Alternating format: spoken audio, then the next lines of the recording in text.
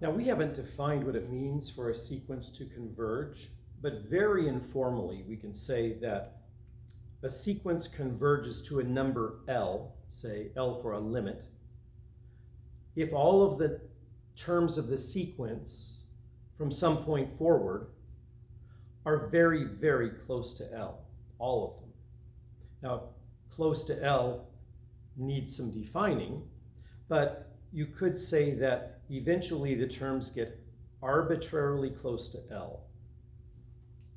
Let's take a look at some examples before we formally define convergence. Which of these sequences converges, if any of them? Well, let's take a look at this first one, which I'm going to write out a first few terms. When n is a 1, we get 1/2.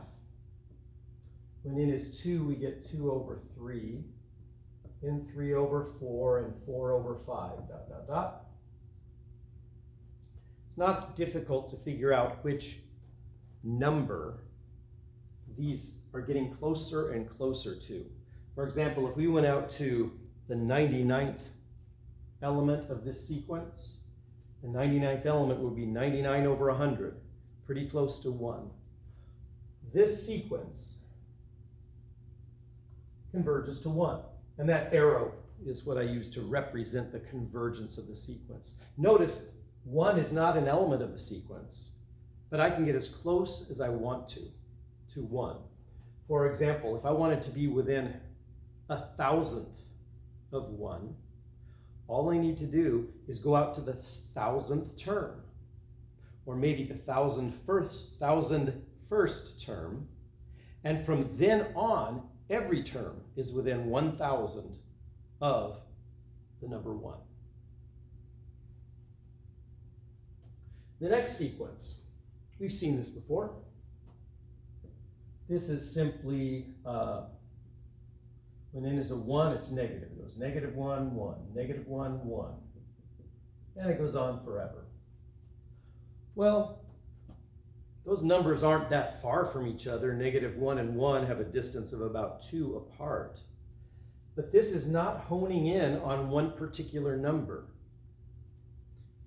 As an example, I'm not sure what you would guess this converges to because it doesn't converge.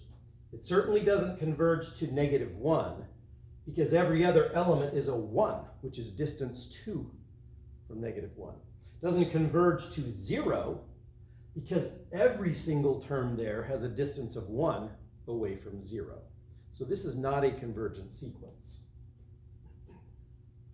The next one, I guess I really didn't have to put this exponent in there. That's just the constant sequence, 1. And constant sequence converges to 1. In fact, this one's rather trivial. Every element in the sequence is distance 0 from what it converges to. So the constant sequence, whatever the constant is, converges to the limit of that constant. So again, before I write down the definition, let's say this sequence converges to capital L, the limit, and this horizontal line represents L. And I did kind of make it look like it. Let's say that it does converge, and as time goes on, it gets closer and closer to that line, that's a horizontal line at L. Well, in order for this to be convergent, I need to say that if you were to give me a distance from L, let's say whatever that distance is, I'm drawing a line that distance above L, and then I have to go that distance below L.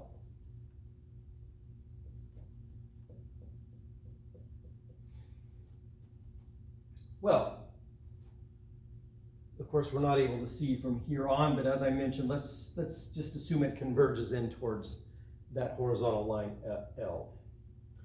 Well, I could choose a starting point in this sequence. Let's see, this one looks like it's not quite in that region, that strip.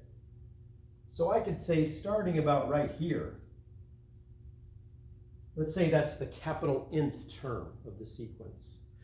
the n plus first term and the n plus second all the way to infinity, beginning at this point, is in this strip. It's within this distance. We usually call it a positive number, epsilon.